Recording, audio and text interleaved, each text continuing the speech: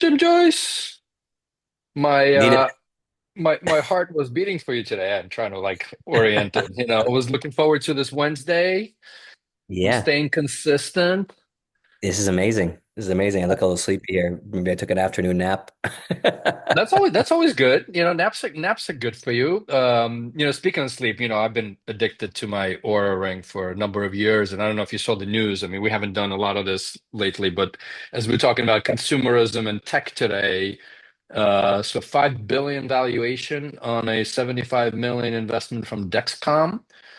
Yeah, And, if you think about it, a lot of the data points that our body produces, we're just capturing the heck out of it, which I think all of us enthusiasts have been saying that forever. So Tom Hale, I forget when he came in as a CEO, but he really kind of took it to the next level. So with all the acquisitions lately. yeah. It's real business, isn't it? It's real business, and I've got the Whoop. I've got the Whoop sitting on here. Oh, I know I oh. went for the Aura. I totally would. Um, I find it stresses me out sometimes, so I have to go through periods of using Huh. it and then using it. You know, Interesting. yeah, yeah. Like I'm I, like I had a killer night's sleep, and then the data tells me otherwise, and I get all worried about it. Like, oh, I should just go home and crawl in a hole. I honestly, I mean, I also stopped really drinking completely because I know exactly what it does to my sleep now. Like, I mean, Right. just right. Like I don't even enjoy it. But you know what? Let's geek out. Today's going to be a geeking out episode a bit. So let me let Right. Chris in. Um, he's been patiently waiting as we're just kind of shooting the good old shit about tech. Look at that. How's your barber doing this morning, Chris? Hello, doing great, thank you. Hey, Yours Chris. as well, I see. Yeah, yeah, yeah. Um, and I just saw something on Instagram actually that calling somebody bold is now apparently some court somewhere said it's abuse or something. I don't know. Somebody. Right. I, so I never. anyway, I never. with that, we were just Jim and I were geeking out a bit talking about the Aura or Dexcom investment and started talking about data and tech. And I'm like, oh, hold on a second, let's just let Chris in. So, but I'm sure we'll get to it for our million. Well, first of all, you guys know each other. We met years ago Yep. through Health Excel, Health Community. Now I have to Yep, remember Chandana is gonna and Jonathan Weiner are gonna kick my ass if I keep saying Health Excel. that's Yeah. right. We became buddies. I had a chance to go to your big launch event at Health in Vegas, so thank you for the invite for that. That was amazing. Looks exciting, so I'm looking forward to hearing some more today, hopefully today. Yeah, me too. I sort of reminisce back, and I think that's when we decided that you will be on the show at some point, Chris. We started geeking out a bit on open source. But anyway, before we dive into that, let's step all the way back, go back to your childhood if you want, and tell us who Chris really is, everything about you. We got time, and then we'll interrupt as we go. At some point, we'll get to Arcweb. Sure. Yeah, I didn't really think so much to the childhood, but the first career, if you will, when all kids are asked, like, what do you want to be when you grow up at some point? And the first answer that I can actually really remember is a chemist. So I said I wanted to be a Hmm, chemist. Hmm. I had a microscope, and I was doing like some of the basic things with like a thing that you would buy at like Toys R Us or Kitty City back in the day in Pennsylvania. So that was kind of like my earliest memory. And then just following the thread of chemistry later, I had a really excellent chemistry teacher in high school. His name was James T. Spencer, and I think he had discovered or invented some things working for different. I'm not sure what his commercial success was, but he was a great teacher, and he really insisted that even in high school that we understood how to name compounds. Like Hmm. cyclohexane, for instance. It's interesting because when my first job, when I went to Drexel University, I started with electrical engineering, and then or computer engineering, and then I switched to computer science. And my first job interview was at GSK. It was SmithKline Beecham hmm. at the time, and I think I was doing well, like as a developer, like I was doing well in Right. the interview. And then they started drawing like compounds on the wall, and and I actually guessed one of them as cyclohexane, and they were so impressed. And like it actually related back to my high school teacher, and not anything in college. But I really diverged sort of pretty far from like a career in chemistry and whatnot. But just going slightly back to teenage days, I've had a ton of odd jobs. Like some of my favorite subjects as a teenager are many odd jobs. I worked at a factory that made chocolate bananas. I helped start a direct mail business that sold shoes to prisoners. I worked in numerous Italian restaurants, everything from dishwasher to line cook to a waiter. I worked in an Italian cafe, a bakery. And then I had, worked in these odd jobs. And then, within about a year, and in between, I actually made the jump into SmithKline Beecham. And at one point, I actually worked like something close to like 45 days in a row. So I had like just started at GSK full time because I was like no Drexel. weekends, like no Correct. weekends Yeah. kind So of thing. Okay. correct. So I started with GSK, and then I was working Saturday and Sunday at this restaurant. And then finally, I was like, I think I'm there. Like I think I've made it to this point where I can like have more of a desk job. And I was not, I was 19 or 20. I was still in college, and that's part of Drexel's co-op program. You start working full time for 3 6-month allotments. And I got really lucky because I got a job in drug discovery in SmithKline Beecham. And we were building AI machine learning models. I had access to the proprietary compound database, and we had amazing compute power. I had an SGI Indigo 2 on my desk, which Oh, we're getting geeky the now. We're getting geeky now.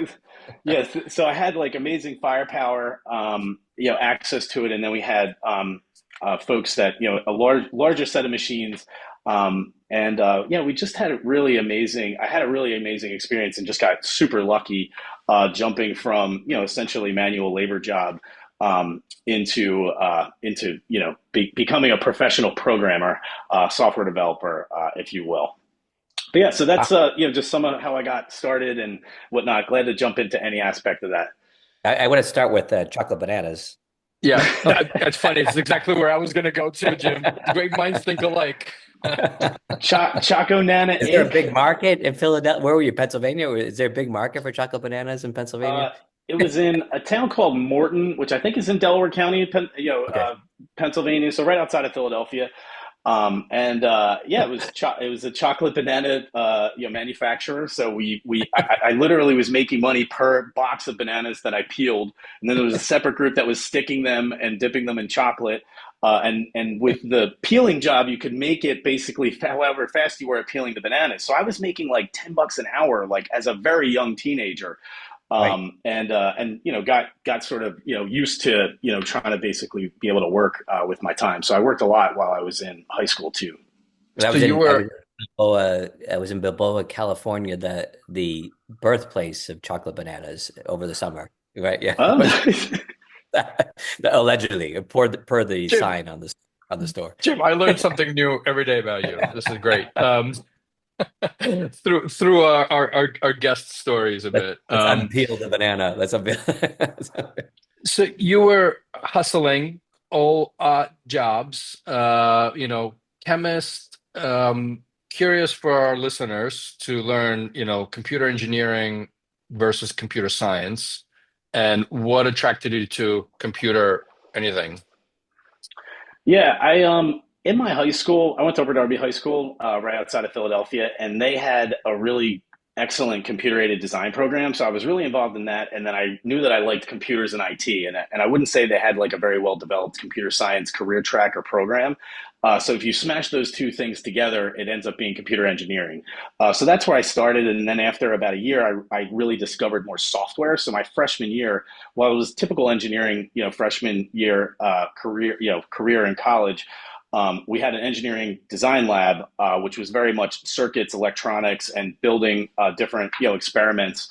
And it just wasn't my thing. So, and I had an advisor at the time. His name was Dr. Prawat Nagbajara, who was excellent.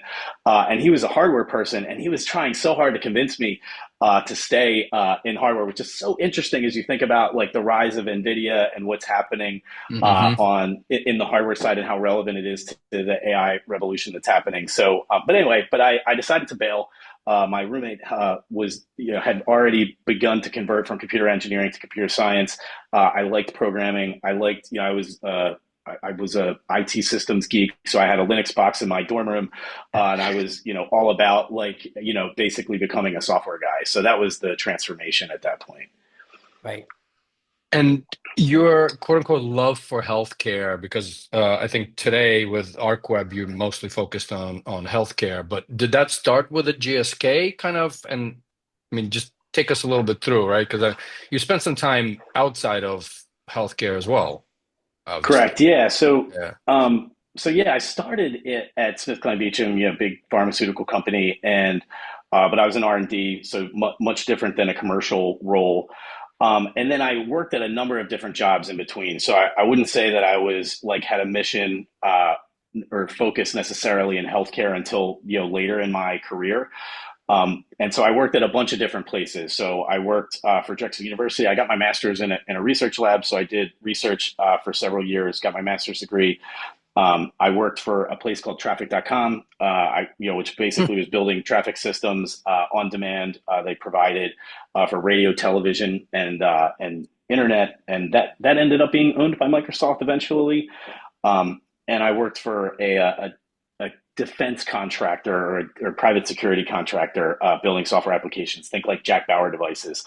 When you were a mobile company and you had to like build the phone and the software at the same time. And I didn't last very long in that environment. It wasn't really my thing.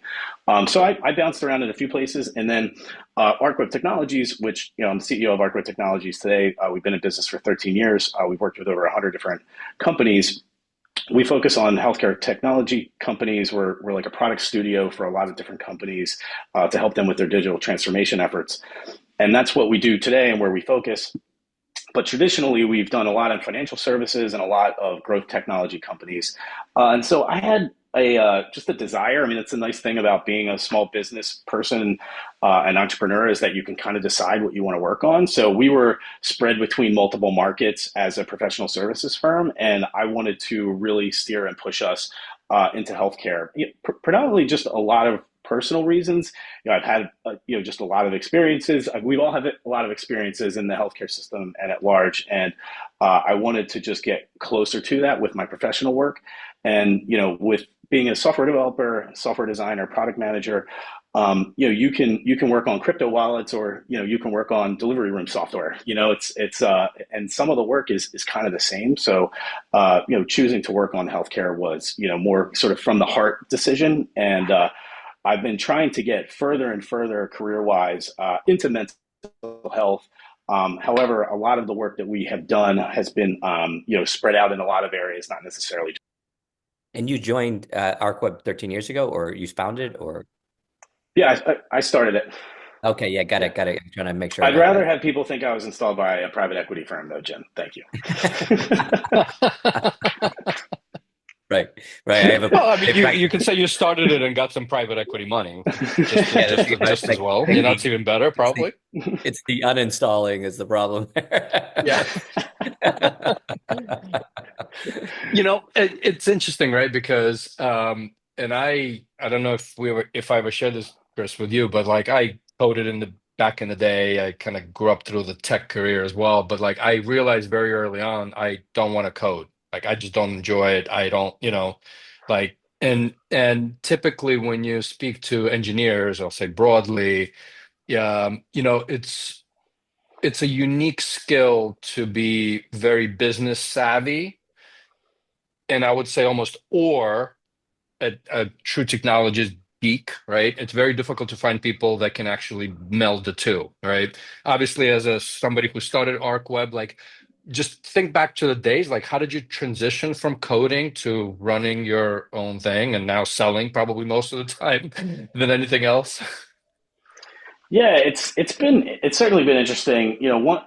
Some of the progression is very technical. So one thing, as like an engineer, I was constantly being asked to build things that lacked design or had a design that I thought was really poor. And the worst is when someone's like, "Here, go build this," and you're like, "There's no way this is going to work," right? So I quickly just realized like the importance of good design, good research, and how to really build good UX. And then if you pop the stack sort of another layer, a few years down the line from there, you also realize that like a really good product manager can, you know, and so like a good designer can eliminate months and months of an engineer's time, right? So you can see that in spades. And then a product manager popping the stack one more time can also eliminate months and months of a designer's time and therefore even an engineer's time by making the right strategic decisions about what to build, what to buy, when, etc. And so like I've just kind of like realized this progression really of from like what is the true business, you know, what's the cost benefit analysis, what's the ROI, and you know, does the experience that we're trying to do, the transformation we're trying to do, really deliver those results. So it really kind of started at a very technical level, but then just realizing that in order to be able to advise people at a technical level, you really have to be a really good advisor on the business side. And I often say to people, like, I'm a wannabe business guy and I'm a wannabe lawyer. You know, I've done a lot of different things and transactions and whatnot. So I feel like I endeavor to be good at these things because I have to be. But they're not necessarily like wake up in the morning and say like, yeah, let's go crush this this paperwork. Oh, I mean, that's part of being an entrepreneur, right? You got to switch Yep. your hat, and Yeah, that's when you know when to pull in the right people at the right time, right? But you know, you mentioned kind of design, user experience. I'm going to kind of dive deeper into healthcare, and I think we've all been, you know, I'll say complaining as an ecosystem of the lack of consumerism, lack of design, right? I mean, people made fun of EMRs and EHRs that it was from the 70s, the green screens, right? And I think there's some great examples now that are kind of consumer facing, but as a whole, I don't think we're still there, right? So I'm curious what you see kind of in your business and your clients and, you know, how yeah. do you look at that? Are we there? Are we on the way? Yeah, so you know, there's definitely a few ways to kind of slice that up. You know, I'm often asked around like particularly the clinician and the care team side how to do certain things, and there's different barriers there than how you do things on the patient or the caregiver side. And so just you know, I'll back up a little bit more too before I zoom in. You know, I often think, you know, I worked in financial services for a long time, and I advise a lot of entrepreneurs that like can pick what vertical. I feel like financial services, generally speaking, is like the best vertical to be in, because even if it's not booming, you know, domestically, it's booming somewhere, and there's Hmm. lots of different things to latch onto. Whereas healthcare is very much a designed market or a rigged market.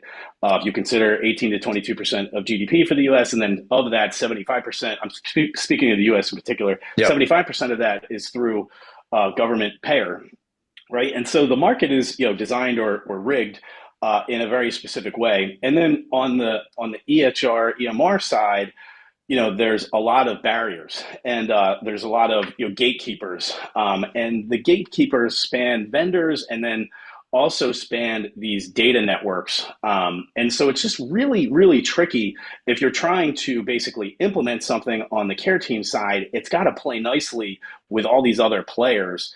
And none of those players really want you there. I oftentimes use the phrase freedom to operate. Like, do you have freedom to operate in this area? Or are people going to be trying to kick you off the field the moment that they Hmm. have any sense that you are there?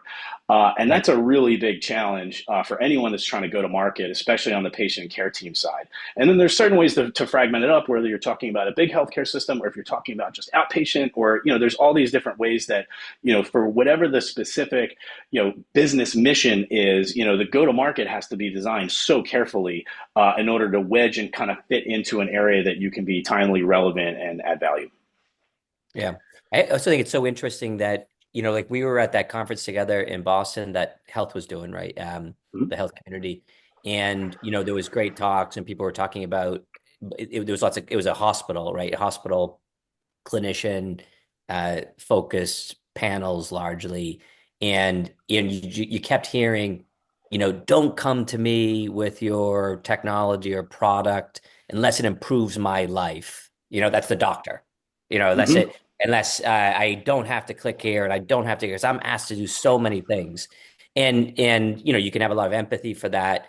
You have a caregiver that's trying to, you know, trying to reach and maybe give attention to the patient in front of them or give attention there. But there's still something fundamentally that gnaws at me when I hear that, you know, because I say, you know, you say to yourself, are we missing the point here? Right. You know, like there's a piece of innovation that a talented technologist or entrepreneur or something has said they could help a patient.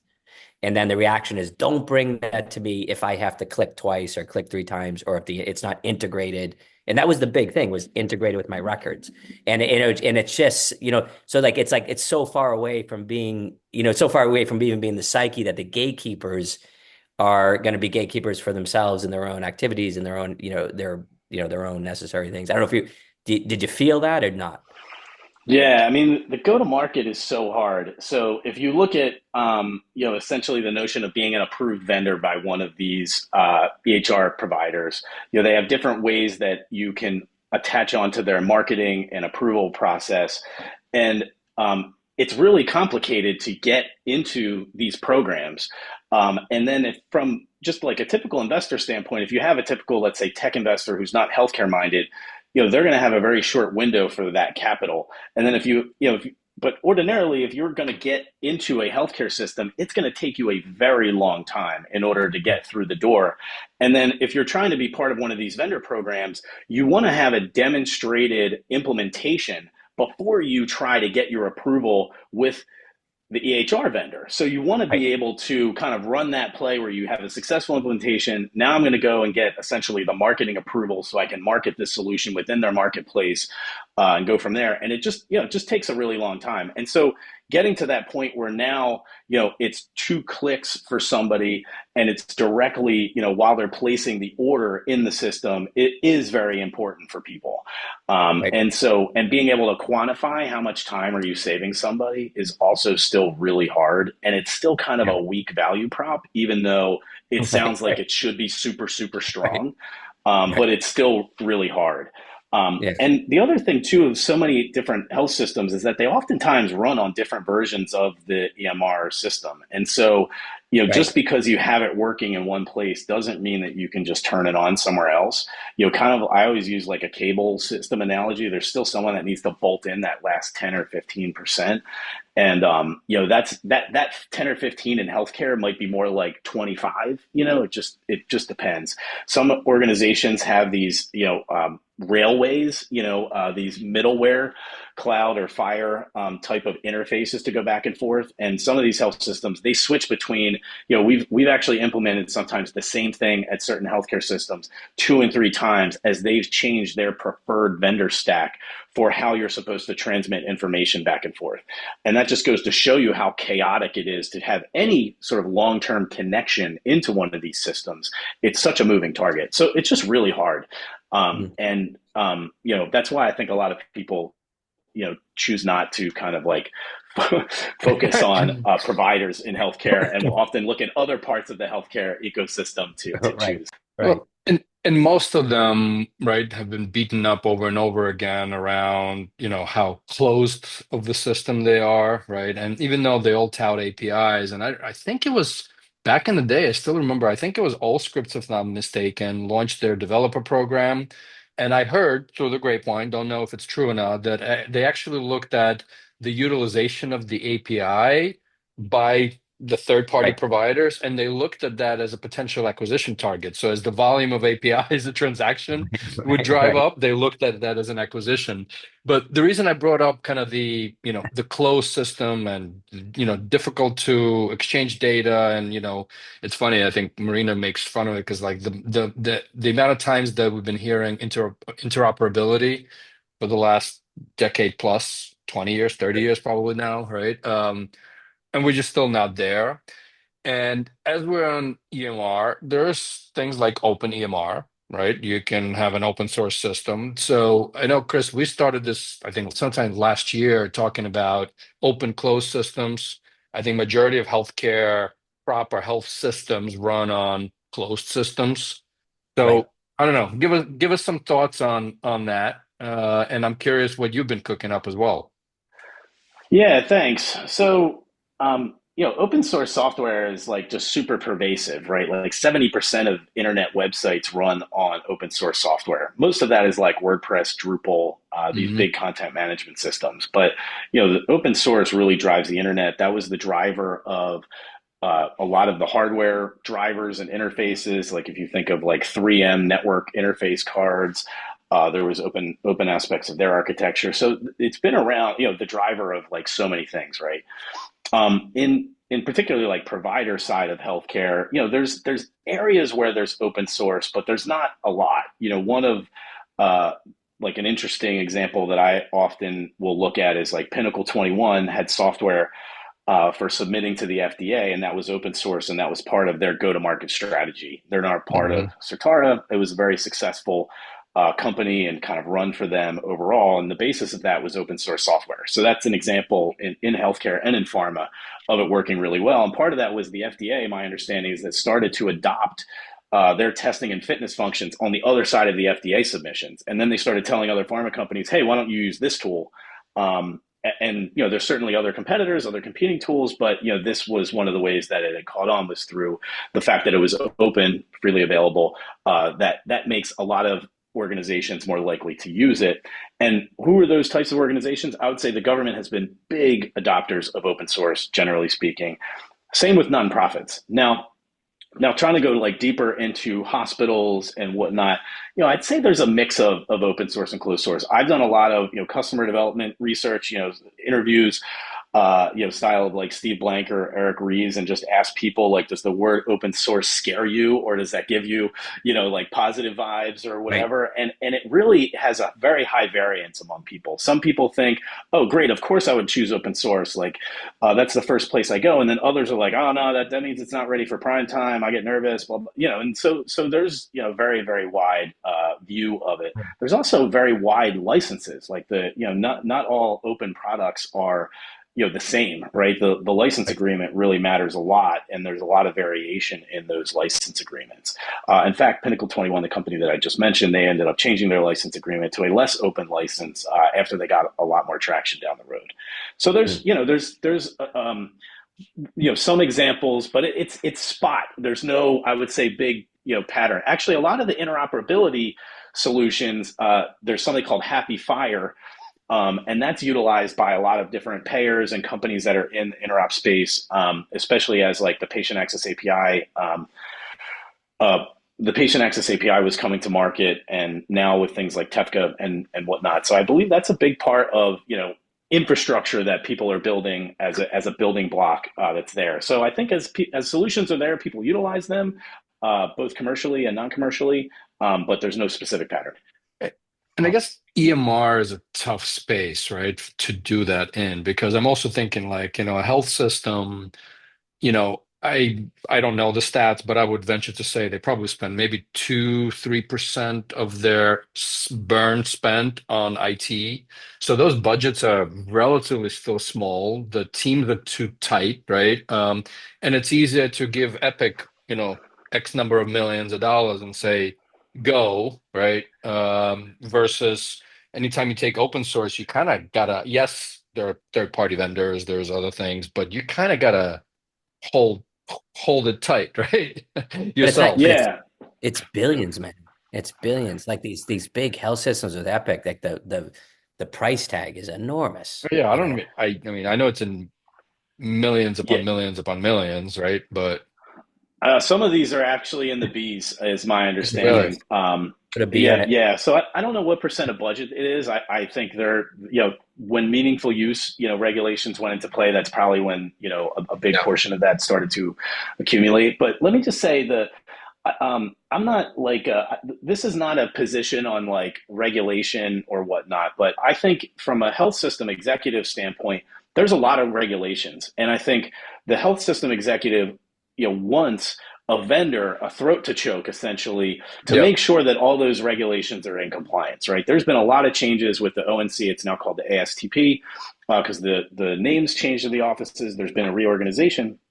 There's a lot of regulations to follow. So, and there's penalties, right? So it's kind of, I think if you're going with an open source solution, let's say someone's deploying Open EMR and they have to comply with, and I don't even know if Open EMR is a certified developer by the ONC, you have to be certified by the ONC. If they were to run that through and through, you would still want to have a services organization, someone at the health system to help you make sure that it's meeting all the compliance checks. You wouldn't want to just trust, blanket that your open source solution is just doing that. I don't think you're still going to want someone to help you with that at the end of the day, to make sure that you're, checking all the boxes. So the open source kind of puts the responsibility either on you, the organization, or to another service provider, which is a way that I often think about like open source companies and like their go to market. Like in some ways, you kind of push what would be product revenue into professional services, which is why you see so many open source products that are owned by large companies that also have large professional services operations like IBM, Oracle, and others. Awesome. It's interesting you bring that up, right? And I think, I spent some time in, I'll say, outsourcing broadly space as well, a couple of years. Mm-hmm. And, it's always challenging to look at a services organization and then say, oh, we're going to launch a product, even if it's a quote unquote giveaway product to wrap services around it or open source product to wrap services around it. How do you look at that? And I know, again, I'm curious kind of to learn a little bit more about the Arcwell. I just like the word well in it. So I'm curious how you think about as a services org, then productizing something and where, because to me, it's different go to market. It's different people that need to sell. Most people that know how to sell services are not necessarily great in selling products, and reverse is true, right? So just curious on your roadmap on that. Yeah, thanks. So I'll say just a few things about Arcwell. So it's an electronic data capture system. At its big picture, it manages clinical workflows. One of our implementations is with a major health system, and they have over 4,000 custom clinical rules, and their clinical teams manage those rules without any designer or engineer. That's part of our vision of autonomous clinical operations. So we've enabled that where they can continue to run their business, changing the clinical rules, and they don't need a company like an Arcweb Technologies. It also allows you to do electronic clinical outcomes assessment. You can do patient-reported outcomes, all in electronic data capture system. And we have easy integrations essentially for mobile applications, web, touchscreen, for both care teams and patients. And there's a really robust content management system. So it's all holistically, day one, we can show up with a lot of technology essentially for free. Now, just going back to your question, so we just did a 9-month clinical study for women that have antepartum anemia, and it was testing the impact of this mobile application on different outcomes. And the organization just wanted us to host it, right? So they could have self-deployed it, right? Because it's an open platform, but it's kind of like, I don't want anything to do with it. I don't want to deal with it. You folks just host it. So that's like, I would say kind of like the business unit and kind of like point to point sale or transaction, right? At an enterprise level for a health institution, it's different where it's like, okay, I'm going to have, hundreds of studies that I run through, let's say a system like REDCap, which is an open-ish electronic data capture system that's used by almost every health system. And now I'm going to run this set of work streams through a system like Arcwell, because now I can do so much more with this system. And so that's kind of where we're trying to exist and the value proposition, because a lot of health systems already have a team that has stood up REDCap within their organization. They're already spending time and money deploying this. We can actually take on a lot more work streams that REDCap can't, and it's a very extensible platform, and it's a fully open licensable system. So I think there's a lot for an enterprise that wants to roll their own and basically self-deploy, or have a professional services organization where they can do some combination where we'll make sure that it's hosted, and from a compliance perspective, everything is done appropriately. And then also, if they want to customize it, they can do it. We can handle basically both cases. So that's like where you try to do, like, I would say more of a vision aligned kind of enterprise alignment with organizations. So we've been working with basically one physician at a time, and now we've been trying to talk to, because a lot of these health systems run almost like a clinical site would. And so we're trying to find those groups that are basically servicing all those physicians. And it's interesting. Every health system calls it something different. They have different job titles. So there's no like sort of like common thread, but sometimes they have a brand and they have an identity and they're easy to find, and other times not so much. So it's been interesting, the journey that we've been on. We just did the launch last month at the health conference, so we're still super early. The code is all on GitHub. And yeah, so we're kind of just getting started in a lot of ways. Yeah, you mentioned that. So can you, so Arcwell, who's buying it? Who's buying Arcwell? Who's like your ideal customer? So Physician research leaders and people that run the clinical operations at healthcare providers. So within healthcare providers are our main primary target. Some of our material talks a bit about CROs and pharma companies. I would say that's like hypothesis and ICP number 2, like just speaking, candidly from a go-to-market perspective. We haven't worked with any of them, but we believe that if you look at that stack of like 6 to 8 applications that a CRO manages and deploys, like we can be a base for those applications in a way that's modern, and you can basically build all 6 to 8 of those applications based on this. So what inspired it? When you think what inspired you, like what was about the market that inspired you to say, okay, this product, the market needs this product? Because it's also an investment, right, Chris? I mean, you had to allocate people to build this. Yeah, so like I'm not probably going to say this the best way, but I have like I have a few motivations. So I wanted to, like, the way I got into Health Community, Health Excel, we built an app for people that have migraine headaches. And that was really the first time that I had worked on something related to mental health in a way that like relates to a lot of what I do kind of day to day. And that was when I got in, Health Excel membership, and I wanted to really network with people that were more focused on this space. And then I really discovered digital medicine. I discovered software as a medical device, and I discovered kind of all the aspects of and the complexities of and the FDA marketing. And then it was during COVID, so there was enforcement discretion on some of the marketing, right? There's all this interesting regulatory complexities and whatnot. And so I wanted to build something open source. I wanted to build something in healthcare, and I wanted something that would contribute into mental health infrastructure or healthcare infrastructure. And so I've been constantly on like this search problem in my mind to like fit that into a go-to-market strategy that makes sense for Arcweb Technologies, my core business that I've been running for over a decade. So I've been, driving myself nuts, honestly, like trying to like figure this out. And then like I had a couple pivots. So I was doing most of my customer development research with pharma companies and folks that I met through Health Community. And then I quickly realized like most of them are going to pick some of these very mature products. And then I looked at some of these companies. I'm not going to name names, but like they all look like unicorns. They've raised over $100 million. It doesn't look like they have that many customers or much revenue.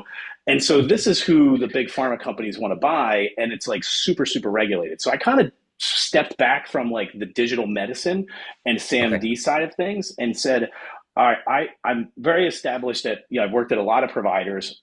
We've worked on a lot of clinical research projects. So let's try to work with, IRBs and research in these providers. So then we can build our set of case studies, researchers, and success. And then eventually, potentially go back to the pharma companies when we've got customers, traction, implementations, which is where we are now. But I've also, in the course of doing that, really discovered this REDCap system and all of its limitations, and just how wide and utilized it is. I mean, it's used at thousands of institutions, pretty much every major health system, and it's like a 15-year-old product, and it's like a survey monkey, and it looks like it was developed, 15 years ago. So it's I think there's an opportunity to really disrupt that space. Awesome. And also with a commercial model that's much better. The way I encountered it is there was a physician that wanted to hire us at Arcweb Technologies to build something. They had stood up everything in REDCap, but then when they wanted to create their commercial company, they had to then convert over to REDCap Cloud. They couldn't use the system that the nonprofit was allowed to use. That's why they're not really an open license. And they told us that the REDCap system, the commercial system, was not nearly as good as the open system, and they didn't want to buy it. And so they were going to hire us to basically build it from the ground up. And that's kind of where I was like, well, that doesn't really make any sense. And you should be able to translate what you're doing in research into your core business and clinical operations if you're going to spin something out. And so I kind of like doing this best fit algorithm of like, something that's that has like a sustainable go-to-market mixed with my professional services company, which is mixed with my desire to build this open infrastructure, it kind of all put together. And if I take it another level, so you have this open infrastructure. So eventually we want to serialize these protocols. So what that means is you can save your protocol in a way that you could then share it with people. So let's say you save, your clinical protocol for that 9-month anemia study, and then someone in another app let's say bioformats or something like that can pick it up because it's an open protocol format. So now you're taking all those research papers, stacks and stacks of them, and converting that into digital files that can now be shared and modified. Sharing is caring. And what I would summarize this, Chris, is that you got inspired by health community. That's so Plus one for health shout community out, for sure. Exactly. They're great. I learned so much being part of health community. Met so many people. Really grateful for that. Met you, Eugene. Met you, Jim. So yeah, really grateful for that. Amazing. And look, and we're here bullshitting away about open source. So on that note, because while we'd love to keep digging into all the topics, I am going to pass the baton completely over to Jim for his last famous question. So Chris, you're asked to go and travel to your alma mater, Drexel, to speak on at a keynote where you're delivering a talk of how you've revolutionized provider research programs and healthcare systems through a combination of open source and cutting edge professional services applications, and people are getting access to services, they're getting rolled out, and people they don't understand, how did you do this? How did you crack this endemically complicated system and bring all these great technology solutions together? So you're giving the talk, and as you're giving this talk, you're sitting in the crowd, and there's a young student's looking at you, and he comes running up to you afterwards, and he's like, Chris, you're chocolate banana Chris. You worked in a chocolate banana factory, just like I did, and you had Professor T. Spencer and taught you about chemistry, and I can name every molecular structure that's out there. But then I became a computer engineer, and I was stacking. Everyone else was out at pubs and bars, and I was stacking Linux computers in my room. And yet, I'm just about to launch my own new digital healthcare software as a medicine technology company. What's the one piece of advice you would give your younger self? Wow. Which one? The idea of being this lucky, right, to attain the state you're saying is would be an honor, right? So assuming I'm there, I would say find your purpose. Find your purpose in life, and it sounds cheesy a little bit, but if you start with what are the goals that you want to achieve in your life and really keep working at those, eventually that becomes, a set of purpose statements of what you want to achieve in life. And that becomes, part of why you exist. And I wish I had followed that sooner. I think I would, be where I am, younger in life potentially. And so that's really the best advice that I could give. Yes. And with more hair. Find your purpose. I love it. Find your purpose. Awesome. Appreciate you joining us, Chris. It was a pleasure. Appreciate you folks. Thank you so much. Thanks, and Chris. For all the listeners, hit subscribe, pass it on, and see you next week.